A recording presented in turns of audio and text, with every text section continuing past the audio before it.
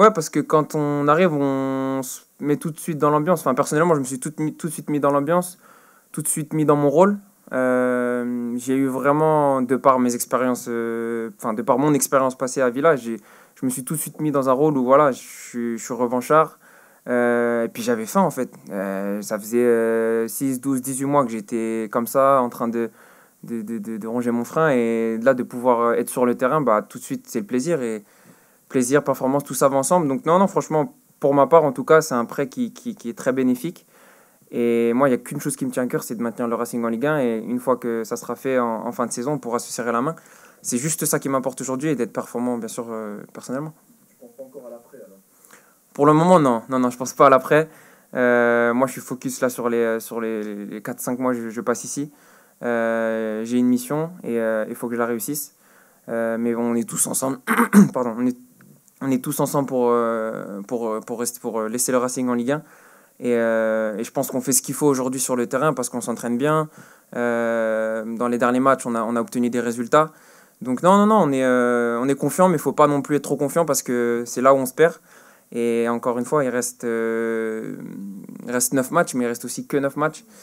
Donc ça va aller vite, ça va aller très vite. Donc au plus vite on prend les points, au mieux c'est pour nous, c'est sûr.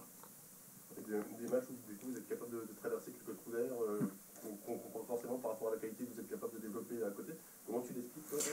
Bah, j'ai toujours pas trouvé la réponse malgré tous les clubs que j'ai fait. Il y a toujours des matchs comme ça où il y a une mi-temps qui est blanche, une mi-temps qui est noire. Si on savait, on arriverait à arranger ça, mais il y a 90% des équipes en Ligue 1 qui ont des trous d'air comme ça.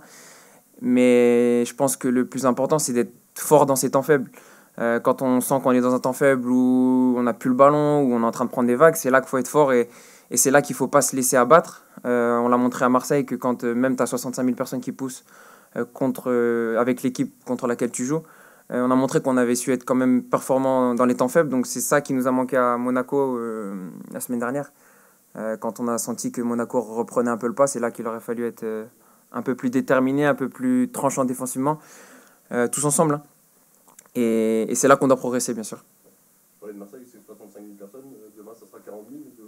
Donc il y a une certaine ferveur aussi à Bollard. Toi, tu as déjà joué dans un Bollard, ça? Non, jamais. C'est pour ça que j'ai très envie d'aller jouer là-bas. J'ai jamais joué là-bas dans un stade plein. J'ai fait juste le Trophée des Champions contre Paris là-bas. Et c'est tout en fait. Donc non, jamais joué là-bas.